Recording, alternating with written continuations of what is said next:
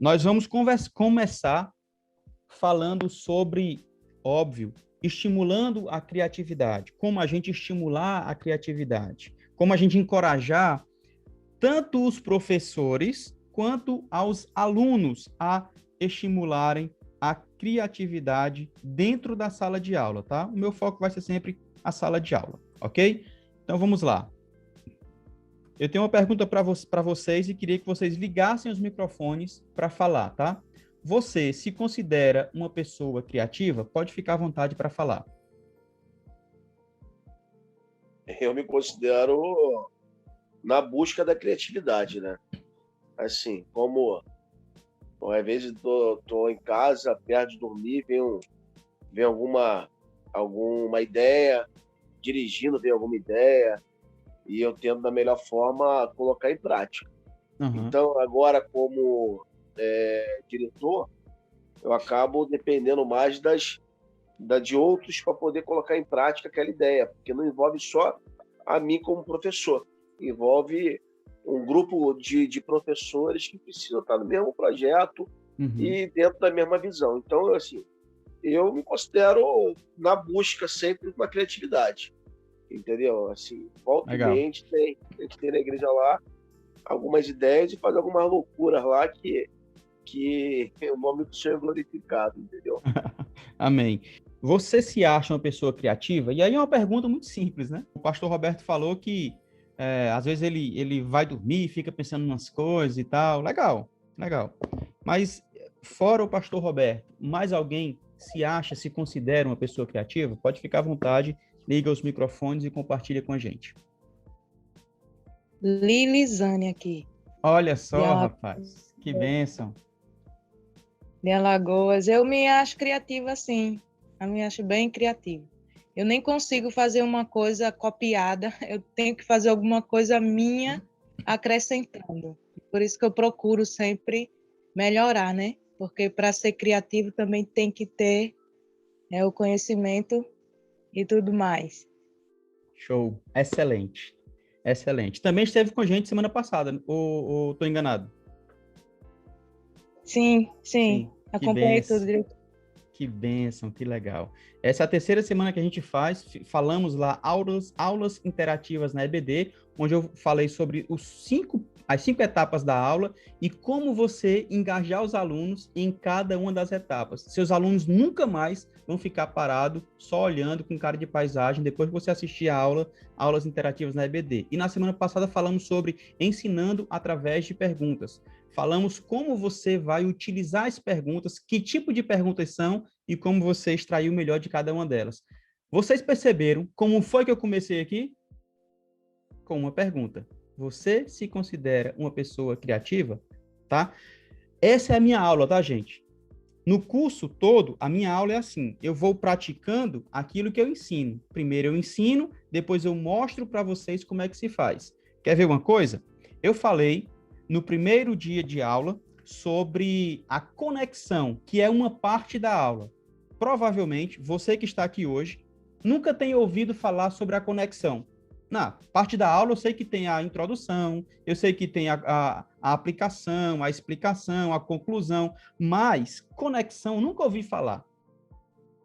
Só que no primeiro dia eu falo sobre a importância da conexão. E essa conexão começa antes da aula. Como assim, pastor? Eu vou falar porque eu sei que pessoas não estiveram aqui comigo lá no primeiro dia. Então, vamos lá. O curso aqui estava previsto para começar às 21 horas. Quando deu 20 e 40, eu entrei na sala de aula e chamei algumas pessoas para conversar sobre assuntos aleatórios. Saber como é que está a escola bíblica, se já está presencial, saber de que cidade você está. Isso é a conexão. Imagina vocês se eu chego aqui 21 horas e começo a falar sobre a aula. Eu não vou me conectar com vocês, gente. Só que eu já fiz a conexão. Quando eu comecei a aula agora, eu já sei a história do pastor Roberto, já sei a história do irmão Oswaldo, já sei a história dessa turma que está aqui comigo.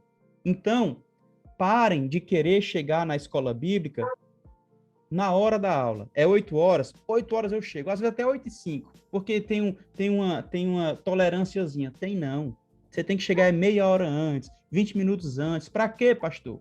Para conversar com seu aluno, para saber se tem alguém precisando de oração. Vocês sabiam que se eu não tivesse feito a conexão hoje, eu não saberia que a minha aluna, Ana Paula, porque ela já tá no grupo lá, já está no curso ministrando aulas memoráveis, eu não saberia que a Ana Paula precisava de oração, porque ela está com Covid, mas como eu fiz a conexão, eu sei, e nós vamos orar por ela após essa aula, entendeu? Se liga na importância da conexão. Claro que a aula hoje é outra história, mas só para trazer a memória da primeira aula que nós falamos em cada etapa da nossa aula, tá? Pois vamos lá.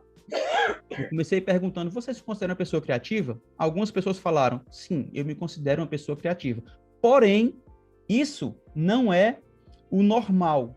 Geralmente as pessoas não se consideram uma pessoa criativa. E por que não se consideram? Porque isso eu pergunto quando faço treinamento presencial, as pessoas falam que não, eu não me considero, não, eu tenho dificuldade com isso. Por quê? Porque o parâmetro da maioria das pessoas são os artistas com obras de arte, são aqueles que fazem desenhos clássicos e tal. Só que, na verdade, ser criativo não é bem isso que estão dizendo por aí. Deixa eu compartilhar com vocês uma definição de criatividade que eu acho que é bem legal. A definição é assim: qualquer processo de reflexão ou planejamento que soluciona um problema de maneira original e proveitosa.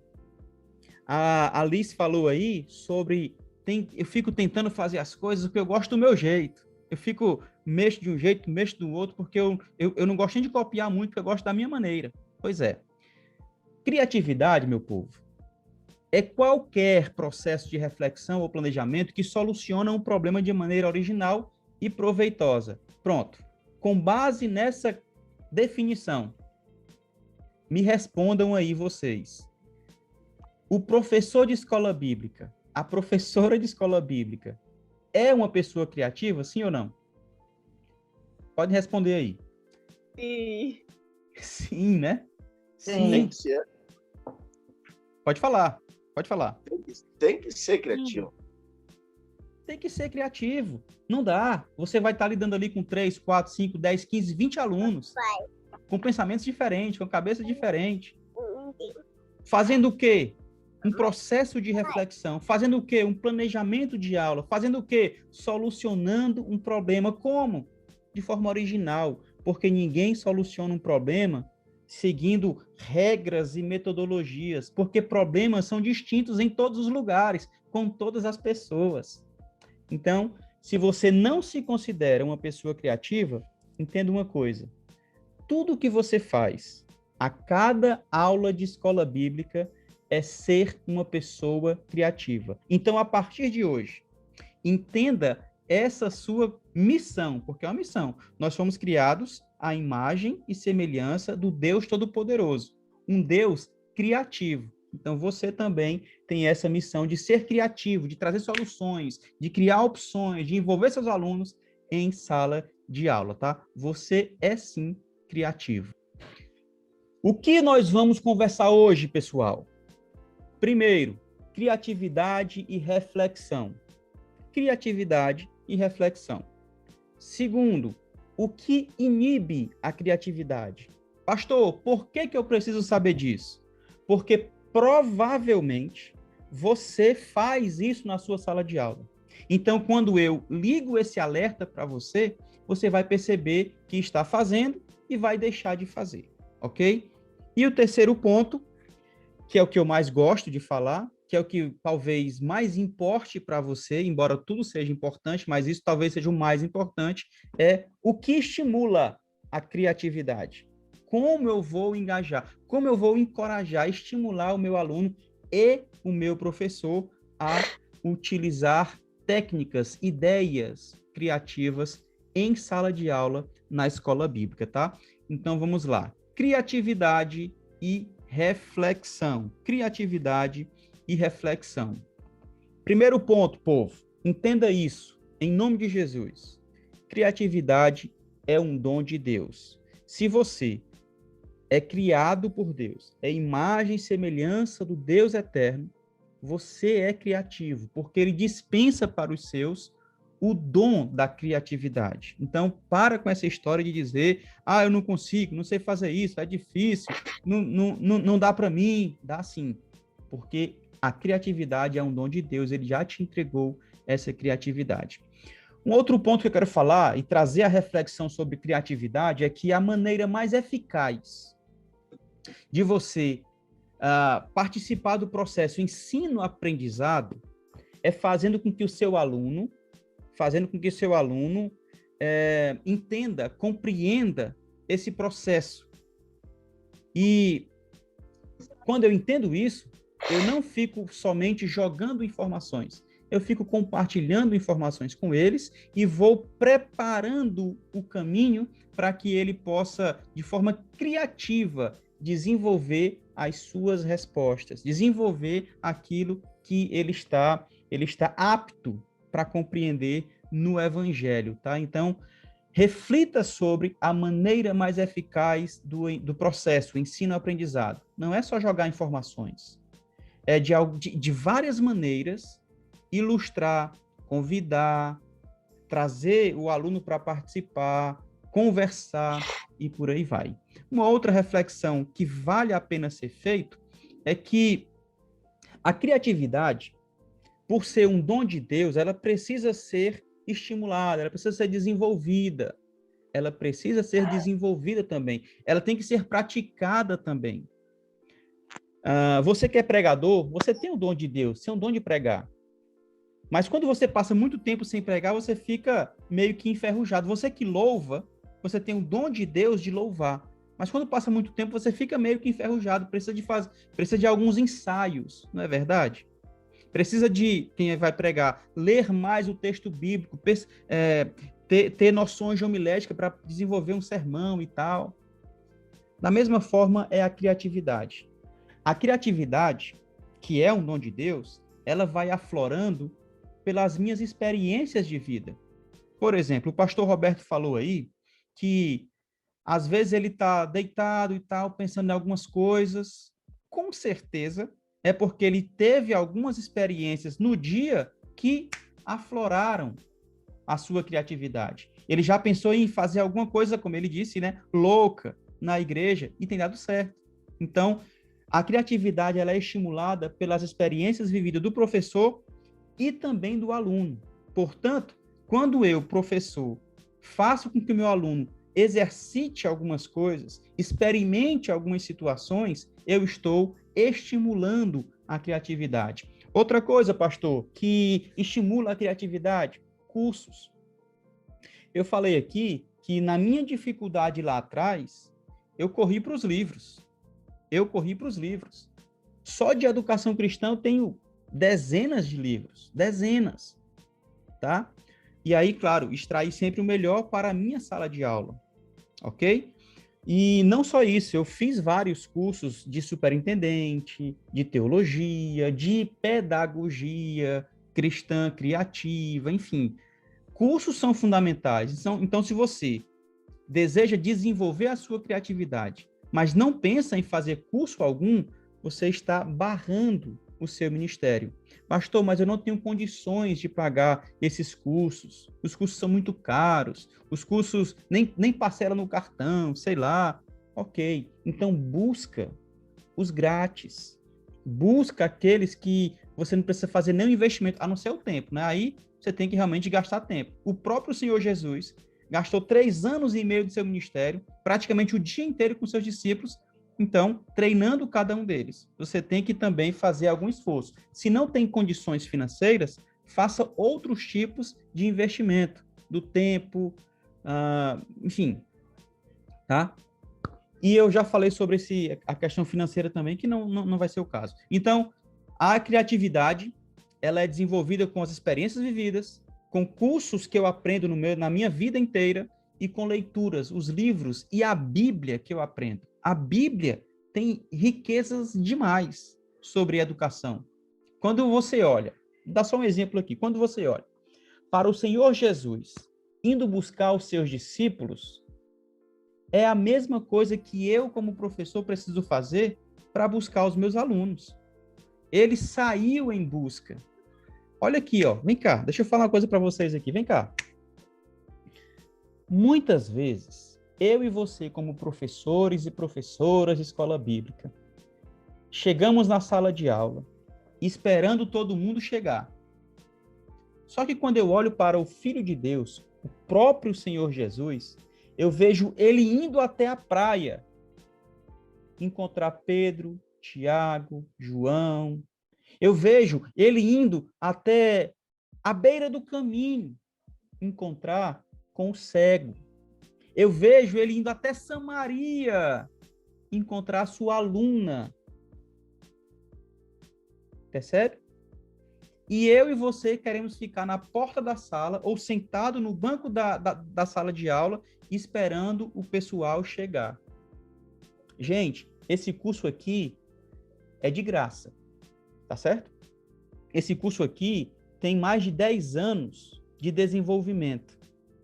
Tem mais de 20 livros de estudos. Sabe o que foi que eu fiz? Eu fui atrás de vocês, ou não foi? Eu postei em vários grupos que eu estava desenvolvendo um curso grátis para vocês. Eu saí dizendo para todo mundo que eu estou pagando. Quem conhece o Zoom sabe, né? O Zoom só são 40 minutos, certo? Mas para eu entregar o melhor para vocês, eu falei, vou pagar o Zoom para toda semana desenvolver um curso para mais de 40 minutos. Porque senão não vai ter resultado. Então eu pago do meu bolso isso aqui. Fui atrás de vocês, paguei os equipamentos, né? Iluminação, o Zoom, computador, porque eu quero que vocês aprendam. Porque se vocês aprenderem, olha a quantidade de alunos, de discípulos de Jesus Cristo sendo preparados da maneira correta. Olha quantas igrejas ou salas de aulas de escola bíblica serão enriquecidas com a capacitação de vocês, tá? Então, criatividade deve ser desenvolvida com experiências de vida, com cursos e com muitas leituras. Vamos lá, dando sequência aqui. A reflexão sobre a experiência.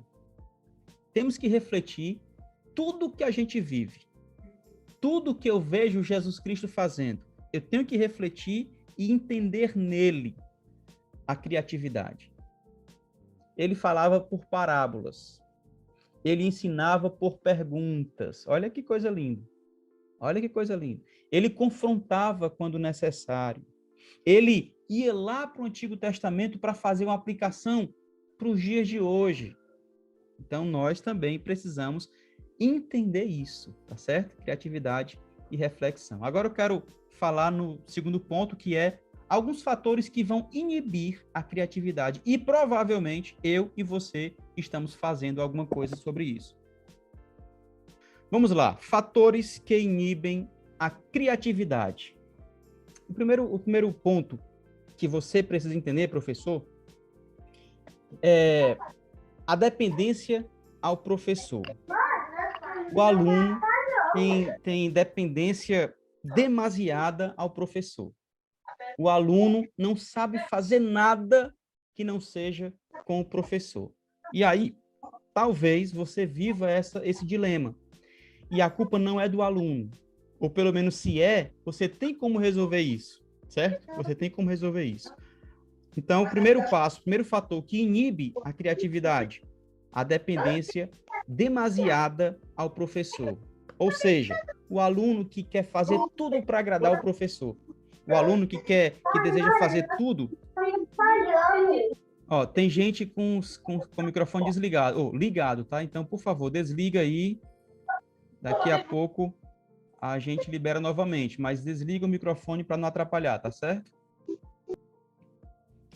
Dependência demasiada ao professor é o primeiro ponto que inibe a criatividade. Por quê?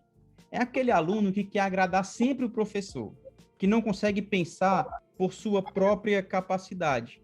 Ele olha a aula não querendo aprender, mas querendo responder o que o professor deseja. Ele já fica esperando ali a pergunta do professor para poder responder do jeito que ele quer, do jeito que o professor deseja. Então, isso é ruim. Porque a ideia não é que o aluno já venha com a resposta mastigada. Não, nós conversamos isso na semana passada. Nós temos que induzir o aluno a pensar, a refletir e desenvolver uma resposta abalizada na Bíblia, claro, mas do seu jeito, do seu modo, tá? Por que é perigoso, que é ruim essa dependência ao professor?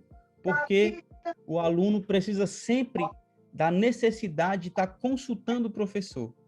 Gente, quando eu não tenho segurança para fazer nada, tem um técnico de futebol muito conhecido que ele fala o seguinte, não sei nem se é dele essa frase, mas foi ele que falou, que eu ouvi, né?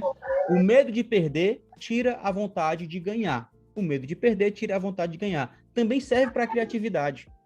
O medo de errar, o medo de ferir o meu professor, o medo de que as coisas não funcionem, tira a coragem de fazer algo novo, de fazer algo original, de fazer algo que seja especial. Então, essa consulta demasiada ao professor, ok, pode ser feito. Porém, aliás, a consulta ao professor pode ser feita, mas em demasia, não. Demasiadamente, não, porque isso atrapalha, tá? Mais atrapalha do que ajuda, por sinal. A busca por aprovação é o aluno que depende tanto do professor que só faz alguma coisa pensando na aprovação, pensando se tivesse nota, né? Pensando na nota, pensando em agradar o professor. Mas muitas vezes, gente, nós temos que pensar fora da caixa, fazer algo diferente. Fazer algo diferente. O aluno não precisa fazer tudo para a aprovação do professor. Não precisa. Não precisa. Ele precisa fazer tudo para aprender com o professor.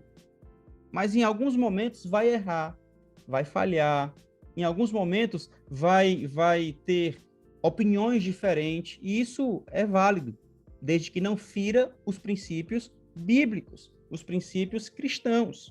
Mas você pensar diferente em um ponto ou outro, sem problemas. Você vai aprendendo a pensar, tanto você como professor, quanto o seu aluno. Então, quando ele depende muito do professor para tudo, não consegue fazer nada sem a ajuda do professor, isso inibe a criatividade. O primeiro ponto é a dependência em demasia ao professor. O segundo ponto é expectativas irreais. Olha, isso daqui serve para tudo na vida. Tudo o que você for fazer, você precisa observar isso daqui. Você precisa ter metas em tudo na vida.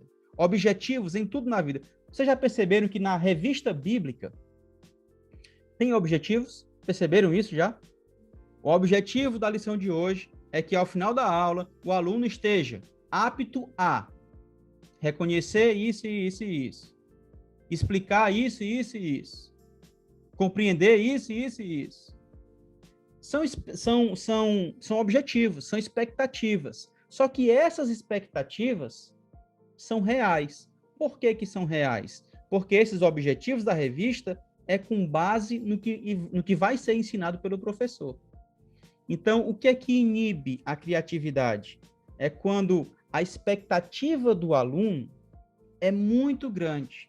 Quando a expectativa do aluno é para além das suas forças, das suas expectativas. Imagina você que a revista bíblica lá está falando sobre a inerrância da Bíblia, tá? Mas como objetivo lá da revista vai estar dizendo assim, após a aula, o aluno deverá estar apto a formar ou responder a fórmula Bhaskara. Não tem nada a ver, né? Porque na revista ele vai aprender sobre a inerrância da Bíblia, os porquês disso tudo. O objetivo não tem nada a ver, é de matemática. Da mesma forma, são as expectativas que os alunos criam para si, e essas expectativas têm que estar dentro da sua capacidade. Quando eles criam expectativas gigantes, isso mais atrapalha do que ajuda. Vou dar um exemplo mais claro. Você que não gosta de ler, pastor, eu sei a importância, mas eu não gosto de ler, mas quero começar porque eu sei que para o meu ministério isso é muito importante. Como é que eu faço? Aí eu poderia falar o seguinte, olha, leia um livro por mês. É uma expectativa interessante. Mas para quem não gosta de ler, o que ele vai pensar? Deus me livre, eu nunca vou ler. Se eu nem gosto e o pastor disse que eu tenho que ler um livro por mês, Deus me livre, não dá não. Ou então, se eu chego para o cara e falo o seguinte, olha, esse livro aqui, pega esse livro aqui, ó, de 300 páginas, vai ler esse livro. O cara vai dizer, pastor, eu não gosto de ler. Como é que você me dá um livro de 300 páginas para ler? A expectativa é o seguinte, tá? Tu não gosta de ler? Então faz o seguinte, lê 2 páginas por dia. Você lê 2 páginas por dia é muito mais fácil do que você ler, sei lá, do que você ler 100 páginas no mês. Pastor, mas vai dar quase a mesma coisa. É, mas você vai entender que o seu objetivo é ler 2 páginas e não 100 páginas. Tudo é como você cria a expectativa no seu aluno, tá? Um outro ponto é a expectativa do professor. Muitas vezes, nós criamos expectativas nos alunos que eles vão sair dali, e isso é um problema, tá, gente? Isso é um problema. A gente acha que quando a gente vai dar aula para os alunos, eles vão sair dali já formados, já preparados para fazer missão em qualquer lugar, no sertão, na África, seja lá onde for. E não é bem isso. As nossas expectativas como professor devem ser o quê? Que o aluno alcance os objetivos da lição. E aí sim, eu tenho que fazer de tudo para as pessoas entenderem esse objetivo e saírem de sala de aula consciente dos objetivos, ok? Tá. O que inibe a criatividade? Primeiro, a dependência grande, enorme, em demasia ao professor. O que inibe a criatividade? As expectativas irreais, ou seja, para além das capacidades do professor e do aluno. Porque senão vão desistir. Porque senão eles não vão querer continuar. Isso inibe a criatividade. Um outro ponto é os erros não aceitáveis. Pastor, não entendi esse negócio de erros não aceitáveis. Me explica melhor.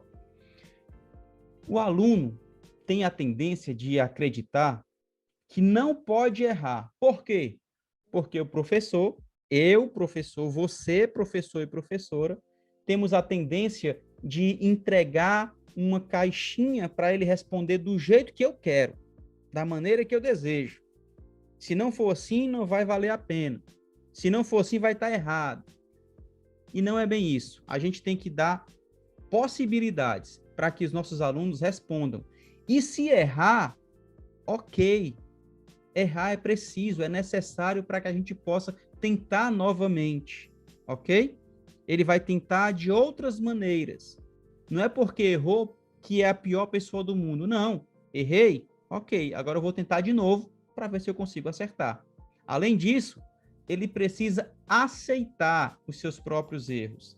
Pessoas, cristãos, homens e mulheres, professores e professora, a gente muitas vezes não queremos aceitar o erro. Nós somos tão perfeccionistas, ou como diria o Tim Keller, somos tão egoístas ou egocêntricos que não aceitamos errar. Gente, errar é humano. Quem já ouviu isso, né?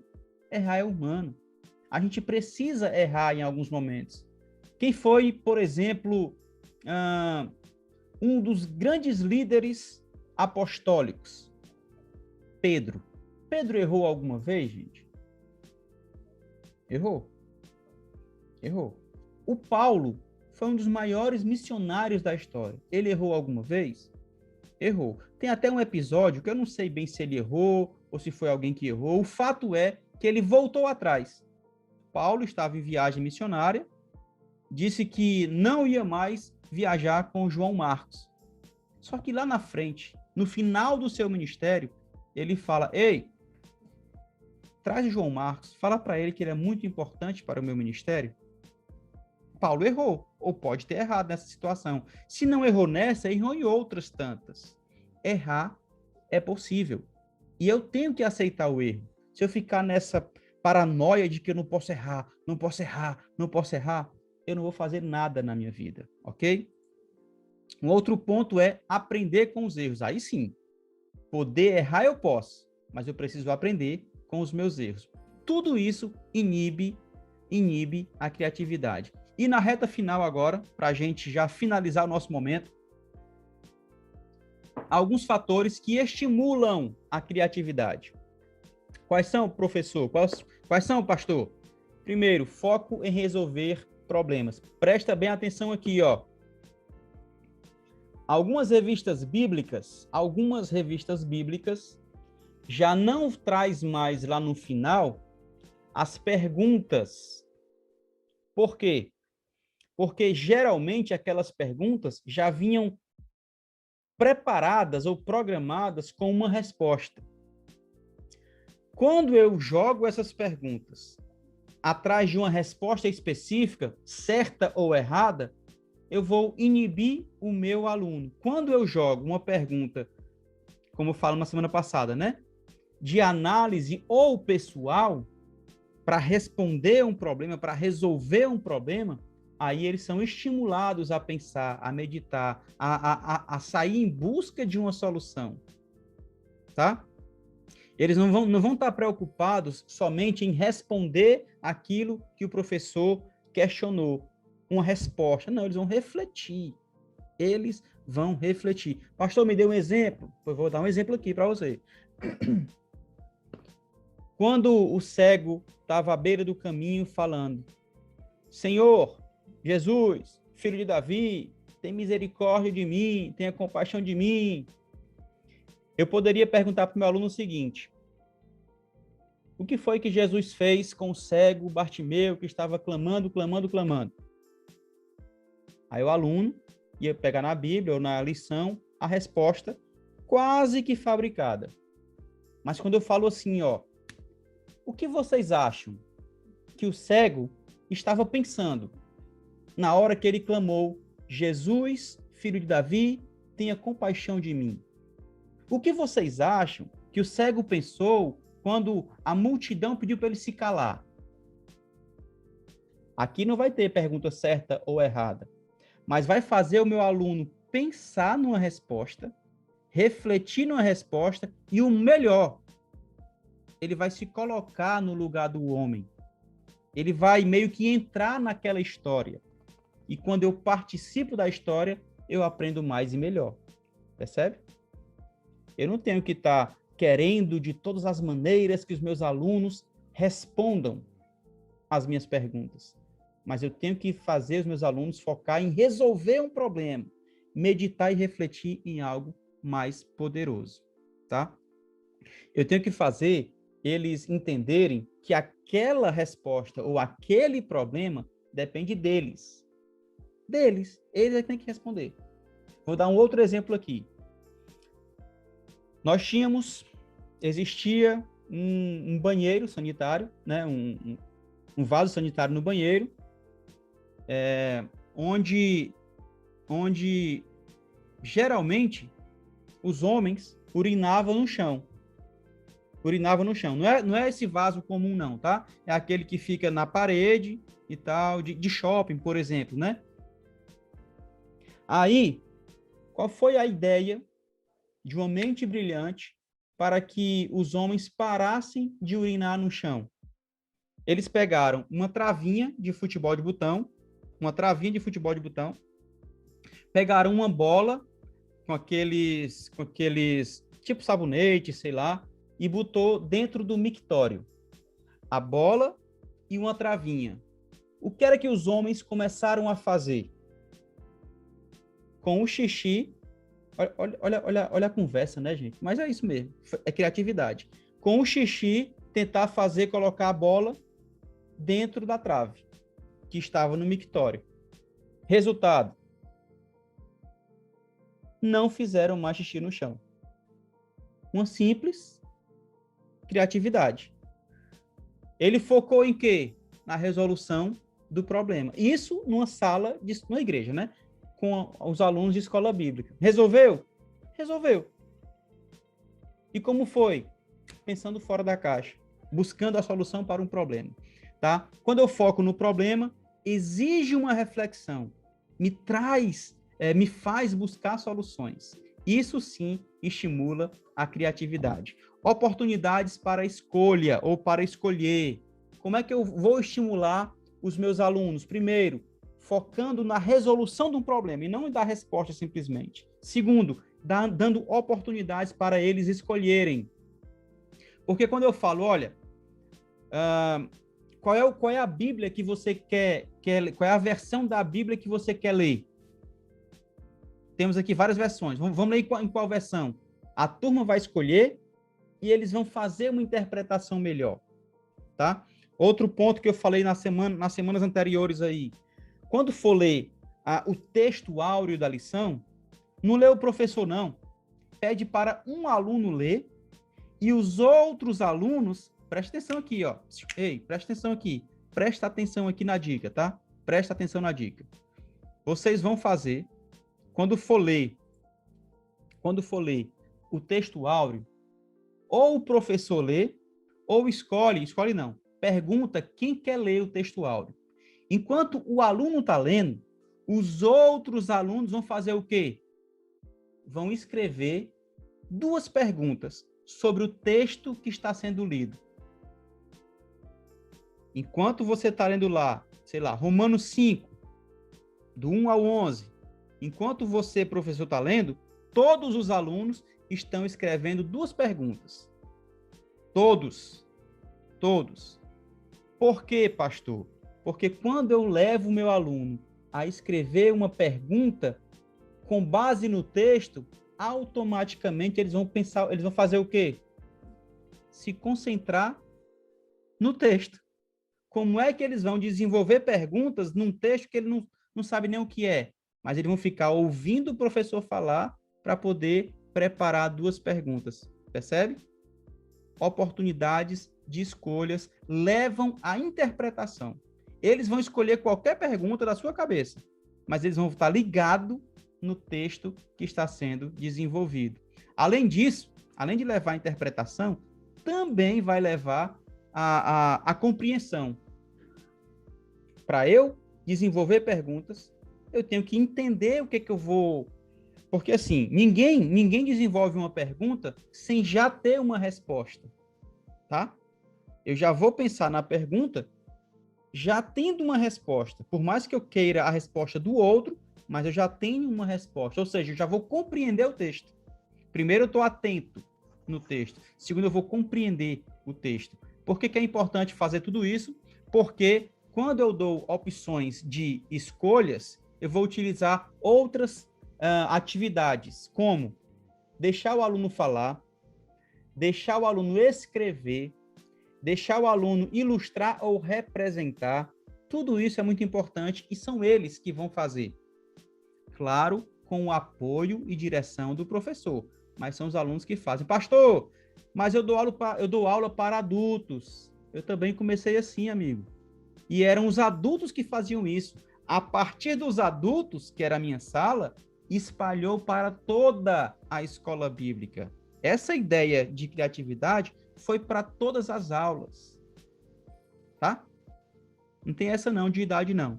Isso estimula a criatividade. E, por fim, ambiente de aceitação. Presta muito atenção nisso, tá, meu povo? Ambiente de aceitação é fundamental para que a coisa funcione na escola bíblica. O ambiente emocional, o sentimento emocional, o sentimento de aceitação dentro da sala de aula é tão importante quanto o físico, quanto o espiritual. Quando as pessoas se sentem à vontade para responder, quando as pessoas se sentem à vontade por fazer a leitura de um texto, se sentem à vontade por participar, é sensacional. Claro que não é da noite para o dia que isso acontece, mas quando os alunos observam que o professor comunica o respeito, que o professor facilita essa compreensão e esse respeito, eles começam a acreditar que fazem parte da família, que fazem parte da aula, que o ambiente é de aceitação e é de respeito. Portanto, professor e professora, ouça os seus alunos. Não fique falando somente. Sempre dê oportunidades para eles falarem. Utilize perguntas em sala de aula. Utilize ferramentas e atividades que engajam os seus alunos, tá? Por quê, pastor? Porque isso estimula a criatividade, tá bom? Pronto, falei o que eu tinha que falar. Como estimular a criatividade na EBD. Dei alguns pontos aí que eu acho sensacionais.